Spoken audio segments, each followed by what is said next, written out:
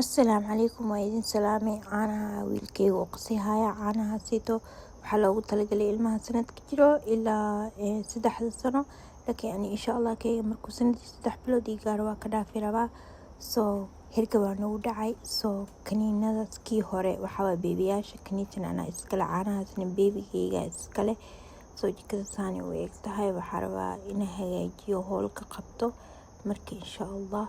waa nadiifiyey علشان كذا before and after أني تصايا والذي فيه ما شاء الله أنا تصبح إيتها الحمد لله رب العالمين إذن كسيتين في عندين حالدين كورما ما شاء الله مركب كل قصة نظيف صديق كذا سويك تهاي حضرتان المها عبار للعياري مركب المها عبار للعياري وحاج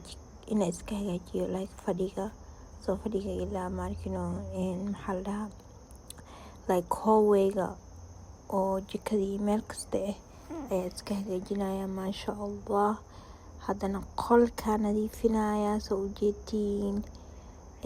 tooyasha xareeyay ma sha Allah tooyash markay xareeyay sidaas bay u egyihiin tooyash meesha soo kuriday